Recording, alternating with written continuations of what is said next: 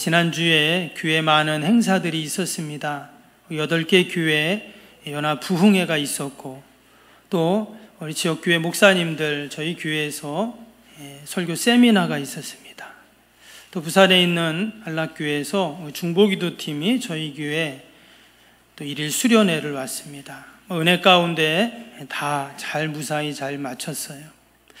근데 오신 분들이 하나같이 하시는 말씀이 있었습니다. 그게 뭐였냐면, 참 바다가 예쁘다, 또 아름답다, 이런 이야기를 하시더라고요. 우리는 늘 보는 바다니까 이 바다가 이 바다인데, 이분들은 너무나 이쁘다는 거예요. 우리 석병 바다를 보시면서. 근데 그날따라 또 바다가 잔잔한데 햇빛이 비치는데 반짝반짝 하더라고요. 그래서 제가 사진을 찍었어요. 이쁘죠?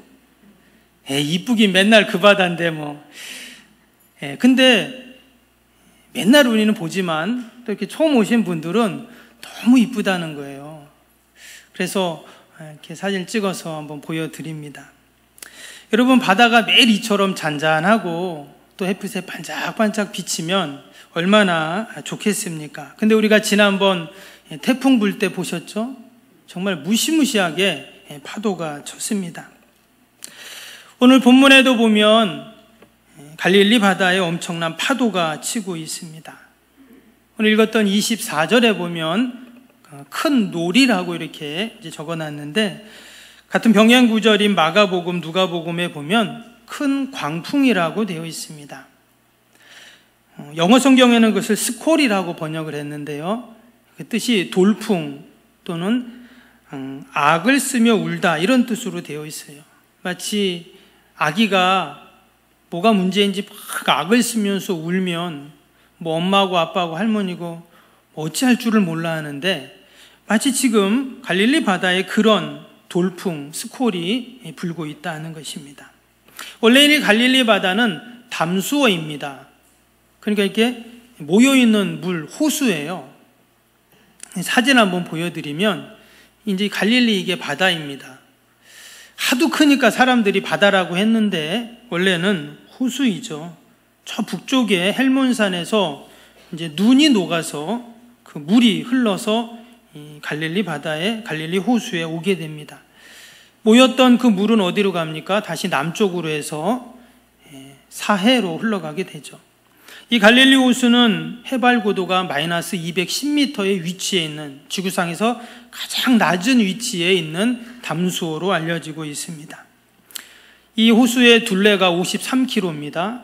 그리고 남북의 길이가 21km, 동서가 11km입니다. 그러니까 상당히 큰 호수예요. 그래서 사람들은 옛날부터 이것을 바다라고 그렇게 불렀습니다. 지도를 보면 이 갈릴리 호수의 위치가 위쪽에 있는 북쪽 헬몬산에서부터 쭉 이렇게 협곡, 오른쪽에 협곡이 있어요. 이거 요단 골짜기, 요단 협곡이라고 하는데, 그 북쪽의 바람이 그 골짜기를 따라 쭉 내려오면 이 서쪽에 지중해에서 편서풍이 붑니다. 그러면 위에서 내려오는 찬 공기와 더운 공기가 딱 만나는 곳이 어디냐? 바로 이 갈릴리 호수예요. 여러분, 찬 공기하고 더운 공기가 만나면 어떻습니까? 기류가 막 변화가 생기잖아요. 그래서 이 갈릴리 호수에 때로는 돌풍이 불고 그런 스콜 현상이 이제 일어나게 되는 것입니다. 지금 갈릴리 바다 상황을 누구보다 잘 알고 있었던 어부 출신이었던 예수님의 제자들이 오늘 말씀에 보면 그 돌풍이 얼마나 컸는지 감당할 수 없기에 그들도 어찌할 줄을 모르고 주무시는 예수님을 깨우는 그런 내용이 나오게 됩니다. 여러분, 우리의 인생을 가리켜서 고해라고 말하죠. 고통의 바다라는 이야기를 합니다. 그래서 일찍이 모세는 자신의 인생을 돌아보면서 시편 90편에 보면 우리의 연수가 70이요 강건하면 80이라도 그 연수의 자랑함이 수고와 슬픔뿐이다, 이렇게 말을 했습니다. 우리가 모세하면 대단한 지도자이잖아요. 그가 했던 일들을 보면 엄청납니다. 몇백만 명을 출애굽시키고 그들을 광야를 무사히 이끌어서 약속의 땅에 그를 가게 하고, 또 우리가 알고 있는 이 모세오경을, 이 모세를 통해서 우리가 지금 보고 있고, 이런 대단한 사람이 그의 인생을 돌아볼 때 모든 인생은 수고와 슬픔뿐이다, 이렇게 이야기를 하고 있습니다. 그리고 우리 인생의 바다가 아까 사진처럼 그렇게 날마다 잔잔하고 반짝거리면 얼마나 좋습니까? 그런데 우리 인생은 늘 갈릴리 바다처럼 예기치 않은 돌풍이 불어온다라는 것입니다. 누가복음 7장에 보면 나인성 과부 이야기가 나옵니다. 과부가 아들하고 그렇게 살고 있었습니다. 아들을 남편 삼아 살고 있었죠. 근데 어느 날 갑자기 예고치 않게 그 아들이 죽게 됩니다. 차라리 자신이 살 만큼 살았기에 죽어야 되는데 아들이 죽은 겁니다. 인생이 그처럼 마음대로 되지 않는 것이죠. 그 원통함과 그 서글픔을 안고 그는 아들의 상여를 메고 통곡하며 무덤으로 가는 중에 예수님을 만나죠.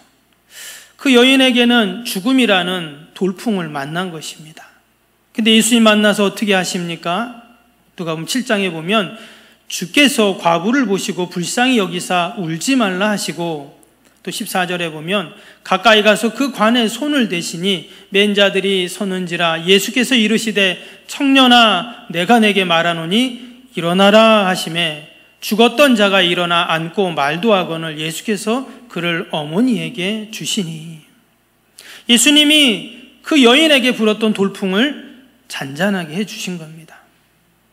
열왕기상 17장에 보면 북왕국 이스라엘이 아합의 범죄로 말미암아 그 땅에 3년 반 동안 비가 오지 않는, 그래서 온 땅이 흉년으로 그렇게 기근으로 사람들이 죽어갈 때 사르밧 과부의 이야기가 나옵니다.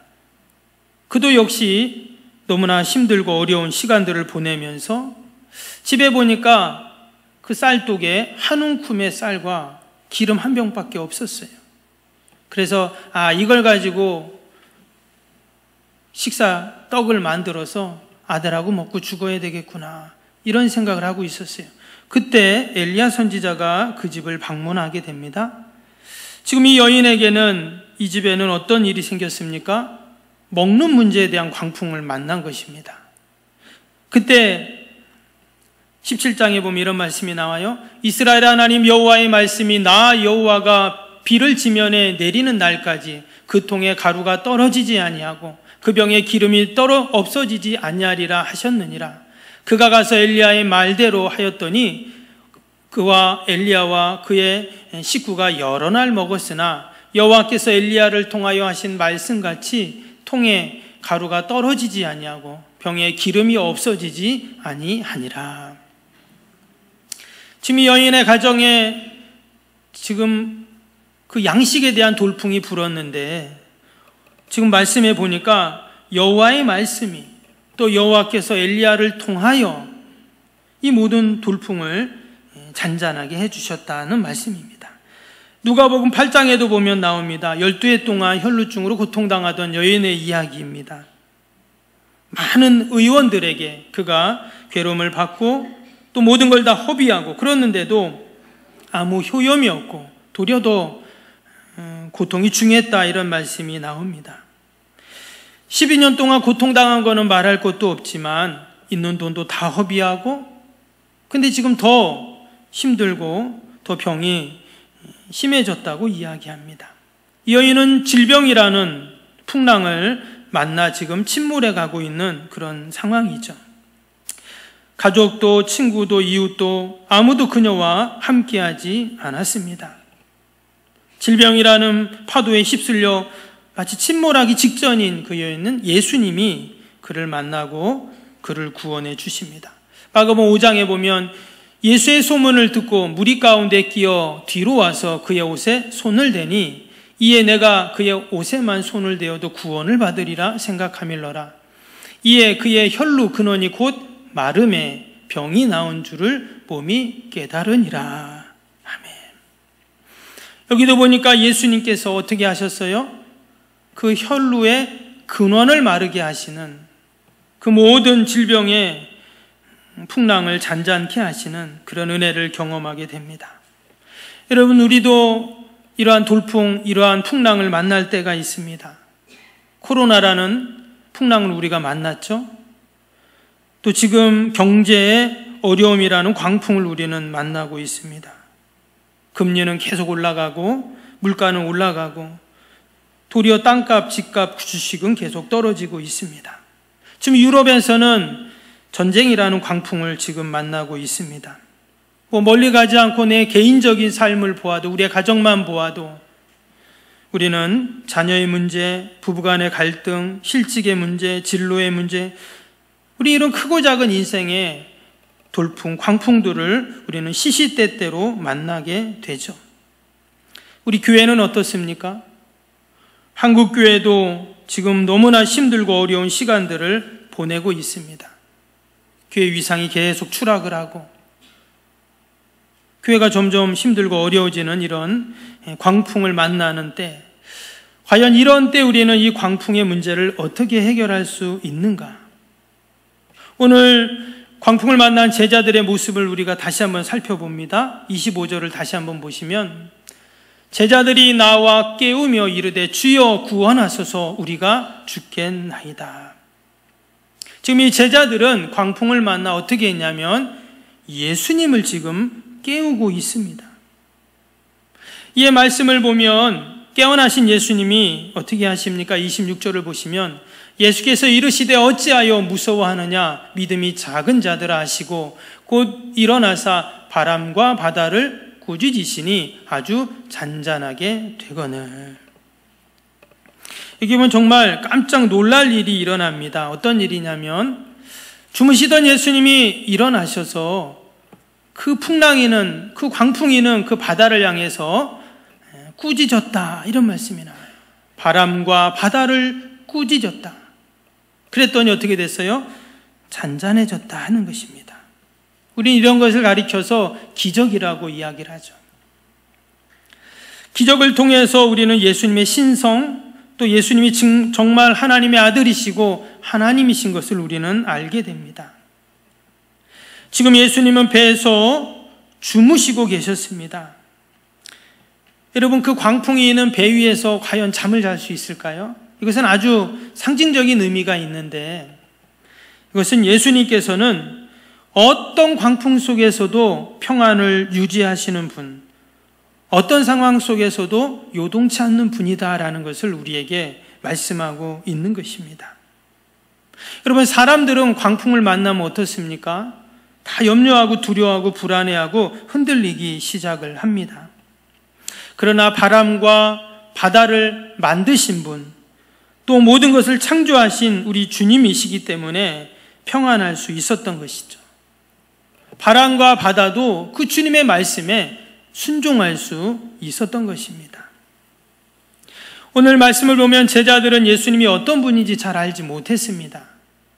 그래서 뒤에 보면 이가 어떤 사람이기에 바람과 바다도 순종하는가, 이 사람들이 의아해했어요. 예수님이 어떤 분인지 잘 몰랐다는 것입니다. 그럼에도 불구하고 지금 제자들이 어떻게 했어요? 주무시는 예수님을 깨우고 있습니다. 예수님께 도움을 청하고 있어요. 그때 예수님은 그 문제를 해결해 주신다라는 것이죠. 일반적으로 생각하기에 바다 한가운데서 이런 광풍을 만나면 사람들은 어떤 반응을 보입니까? 빨리 노를 져서 폭우로 가든지 배에 들어온 물을 퍼내든지, 그것도 안 되면 내가 SOS를 어디다 보내든지, 아니면 튜브를 던지고 물속으로 뛰어들어서 헤엄쳐서 빨리 가든지, 이런 여러 가지 방법을 찾게 됩니다. 근데 오늘 제자들이 찾은 방법은 무엇이었죠? 예수님을 깨우는 것이었다는 거예요. 여러분, 내가 할 수 없는 일은 나보다 더 능력이 많고 지혜가 많고 절대자의 도움을 구해야 합니다. 지금 제자들은 자신들의 문제를 자신들이 해결할 수 없다고 판단하고 예수님을 깨우고 예수님께 도움을 구한 것입니다. 여러분, 예수님을 깨우는 것이 뭡니까? 바로 기도이죠. 우리 인생에도 이처럼 뜻하지 않은 광풍이 불 때가 있는데, 우리도 제자들처럼 우리가 예수님을 깨우고, 아멘, 예수님께 기도하고 예수님께 도움을 구하는 여러분, 저와 여러분이 되기를 축복합니다. 여러분, 광풍이 불면 어떤 배도, 예수님이 탄 배도 흔들리기 마련입니다. 지금 제자들은 예수님이 타신 배 위에 있습니다. 그런데 그 배가 지금 광풍에 흔들리고 있어요. 수도 없이 갈릴리 바다에서 고기를 잡던 그들은 이런 광풍을 많이 만났을 것입니다. 그런데도 오늘 말씀해 보니까 뭐라 그랬냐면 죽겠나이다 그랬어요. 생명의 위협을 느꼈어요. 그런 무시무시한 광풍인 것이죠. 예수님이 26절에 뭐라고 하셨냐면 어찌하여 무서워하느냐 믿음이 작은 자들아, 이렇게 말씀을 하셨습니다. 그들이 많은 광풍을 만났고 또 그들이 늘 이 갈릴리 바다를 알고 있는 자들이지만 그들이 이처럼 두려워하는 모습을 보면서 믿음이 작은 자들아, 이렇게 이야기를 했다라는 거예요. 우리가 때때로 평소에 굉장해 보이고 대단해 보이고 큰 것 같은 우리의 믿음도요, 광풍을 만나면 다 이렇게 작아지기 마련입니다. 그것은 목사님도 마찬가지고 장로님도 마찬가지고 기도 많이 하는 권사님도 마찬가지예요. 누구나 다 광풍을 만나면 믿음이 작아집니다. 하루는 속이 안 좋아서 병원에 갑니다. 그랬더니 동네 병원에서 큰 병원에 가보라고 합니다. 큰 병원에 갔더니 정밀 검사를 받아봐야 된다고 합니다. 검사를 받아봤더니 암이라고 진단이 나왔어요. 그럼 어떤 마음이 듭니까? 할렐루야, 주님 감사합니다. 이런 사람이 있을까요? 그 사람은 이상한 사람이죠. 아이가 멀리 타지했는데 전화가 옵니다. 사고가 났다는 거예요. 그런데도 뭐 잘 되겠지 뭐 이렇게 생각하는 부모가 세상에 어디 있습니까? 그것은 믿음이 좋은 것이 아니라 생각이 없는 사람이죠. 누구나 광풍을 만나면 있던 믿음도 없어지고 믿음이 작아지는 법입니다. 그래서 오늘 예수님께서 제자들에게 이 믿음이 작은 자들아, 이렇게 말씀하신 거죠. 근데 이것은 제자들의 믿음을 꾸짖은 것이 아닙니다. 그 말씀을 잘 읽어보면 예수님이 지금 누구를 꾸짖고 있죠? 바람과 바다를 꾸짖고 있죠. 제자들을 꾸짖은 것이 아닙니다. 예수님은 도리어 믿음이 작은 제자들을 불쌍히 측은히 여기신 것입니다. 중요한 것은 예수님은 믿음이 작은 그들의 기도도 예수님은 다 응답하셨다는 거예요. 우리는 대개 큰 믿음, 대단한 믿음, 기도를 그냥 어마어마하게 해야 이 지금 큰 광풍을 해결할 거라고 그렇게 우리가 생각할 때가 있습니다. 근데 성경을 자세히 보면 그렇지 않습니다. 지금 예수님이 제자들에게 믿음이 작은 자들아, 이렇게 말씀하셨지만 주님을 깨우고 주님을 찾는 그들의 간구에 예수님은 광풍을 잔잔케 해주셨어요. 그 두려움의 근원까지 다 완전히 제거해 주신 것입니다. 주님은 우리의 작은 믿음에도, 그러나 주님을 향한 그 우리의 간절함과 그 도움을 구하는 그 손길을 외면치 않으시고, 우리 주님은 반드시 응답해 주시고 해결해 주시고 잔잔케 해 주실 줄로 믿습니다. 캐나다 로키 산맥을 관광하던 한 승용차가 산 중턱에서 갑자기 멈춰버렸습니다. 근데 그 운전자가 그 산 중턱에서 이 차가 첩첩산중에 차가 멈췄으니까 어디 정비소도 없고 큰일 난 거죠. 그래서 지나가던, 당시엔 핸드폰도 없던 그런 때 지나가던 그 사람들에게, 차 기사들에게 또 도움을 요청하는데 사람들도 와서 보고는 뭐 어떻게 해결할 수 없으니까 다 가버립니다. 그래서 이걸 어떻게 하나 그렇게 염려하고 있는데 어찌 멋진 승용차가 그 길을 지나가다가 딱 섰어요.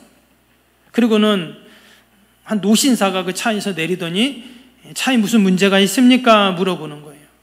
근데 이 고장난 차 운전자가 보니까 무슨 할아버지가 갑자기 뭐 차가 어떠냐고 물어보니까 신통치 않은 거예요. 막 그 화물차 기사들도 지나가다가 봐도 하나도 못 고치는데 저 사람이 뭘 어떻게 할 수 있나, 이런 마음으로 지금 차가 고장나서 이렇게 있습니다, 그렇게 퉁명스럽게 이야기를 했다고 합니다. 그랬더니 그 노인이 자기 차에 가서 트렁크에서 연장을 몇 개 가지고 오더니 차를 손보더니 이제 시동을 걸어보세요 그러는 거예요. 그래서 믿었지 않지만 그래도 시동을 걸었더니 부르릉 시동이 걸리는 거예요. 아니 깜짝 놀래갖고 이거 어떻게 된 거냐고 했더니 그 연료에서 엔진으로 가는 그 연료 노즐이 찌꺼기 때문에 막혀갖고 그런 건데 그걸 뚫어줬다고 이제 문제 없을 거라고 이런 얘기를 하는 거예요. 그래서 이 운전자가 너무나 미안하고 죄송하고 그래서 사과하면서 성함이 어떻게 되냐고 물어봤더니 그 노인이 그렇게 말했답니다. 내가 당신 차를 만든 그 포드 주식 자동차 회사의 헨리 포드 사장입니다. 이렇게 말을 하더래요. 정말 그렇죠. 그 차를 설계한 사람이 누구보다 그 차를 잘 알고 있겠죠. 여러분 마찬가지로 우리를 지으시고 창조하신 분이 여러분 하나님이신 줄로 믿습니다. 갈릴리 바다를 만드신 하나님, 심지어 그 광풍도 주관하시는 그 하나님께서 때로는 광풍을 일게도 하시고 잔잔하게도 하시는 우리 주님이시기 때문에 그 주님께 우리의 인생의 광풍의 문제를 맡기기만 한다면 다 잔잔케 해 주실 줄로 믿습니다. 우리 잘 부르는 찬양 있잖아요. 동남풍아 불어라 서북풍아 불어라 가시밭에 백합화 예수 향기 날리니 할렐루야 아멘. 가시밭에 백합화 예수 향기 날리니 할렐루야 아멘. 아멘. 여러분 가시밭에도 우리 주님은 백합화가 피게 하시는 그런 우리 주님이신 줄로 믿습니다. 우리가 오늘 말씀을 통해서 꼭 놓치지 말아야 할 것이 있습니다. 그럼 지금 예수님이 어디 계십니까? 배에 계시잖아요. 오늘 23절, 4절을 다시 한번 보겠습니다. 배에 오르심에, 지금 예수님이 배에 오르셨다는 말이에요. 또 24절도 보시면 바다에 큰 놀이 일어나 배가 물결에 덮이게 되었으니 예수께서는 주무시는지라. 지금 예수님께서는 광풍이 일어나기 전도 배에 계셨고 광풍이 있을 때도 배에 계셨고 광풍이 다 잔잔해졌을 때도 그 배에 제자들이 탄 배에 함께 계셨던 것입니다.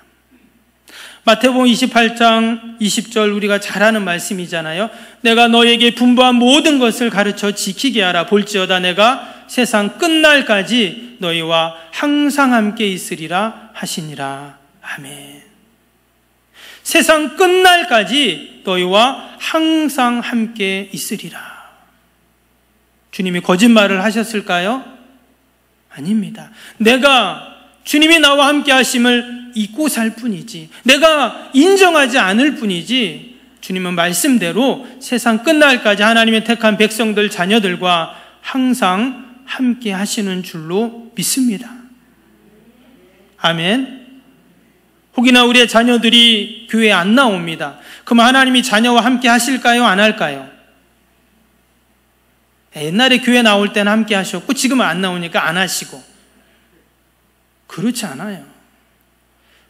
우리 지금 교회에 나오지 못하는 우리 성도들도 있습니다. 여러 가지 이유들, 때로는 질병 때문에, 때로는 여러 가지 어려움 때문에, 또 신앙에 잠을 자고 있는 분도 계세요.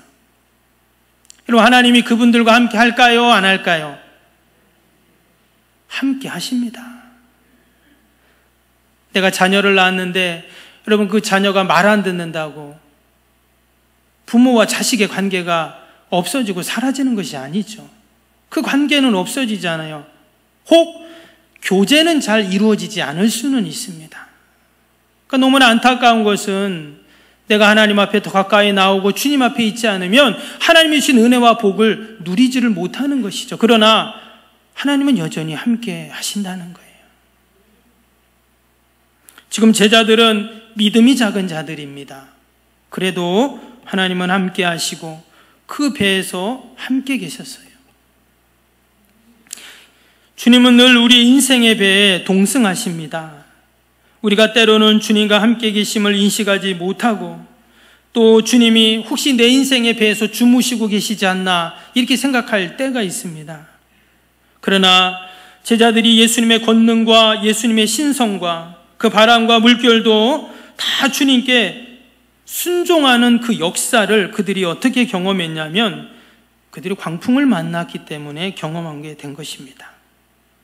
나를 힘들게 하고 나를 두렵게 하고 어렵게 하는 그 광풍 때문에 예수님이 그런 놀라운 능력을 행하시는 것들을 경험하고 그 은혜를 경험했다라는 것입니다. 혹이나 지금 뜻하지 않은 광풍을 만난 분이 계시다면 여러분 그 광풍을 통해서 우리가 꼭 주님의 은혜를 경험할 수 있기를 축복합니다. 아멘. 주님이 지금 내 인생의 배에 함께 타고 계시는구나 하는 것을 꼭 경험하는 저와 여러분이 되시기를 바랍니다. 어떤 분들은 그 광풍을 만나 도대체 주님 뭐 하십니까 하고 떠나는 사람들도 있어요. 그러나 주님은 여전히 지금 그 배에 타고 계셨어요. 광풍이 있기 전에도, 광풍이 있을 때도, 광풍이 다 사라지고 잔잔할 때도 주님은 그 배에 함께 계셔서 바다 건너편에 가다라 지방까지 목적지까지 제자들과 함께 가셨다가 다시 돌아오게 됩니다. 여러분의 인생의 배가 주님이 함께 계시다면, 타고 계시다면 그 배는 절대 가라앉지 않습니다. 가라앉지 않아요. 주님이 타고 계신데 어떻게 배가 가라앉습니까? 분명 제자들은 그날 이후로 갈릴리 바다를 볼 때마다 그때 그 엄청난 광풍 속에서 예수님이 그 바다와 파도를 잔잔케 하시는 그 놀라운 역사를 그들은 기억했을 것입니다. 그리고 우리가 석병바다를 보면서 어떤 생각이 듭니까?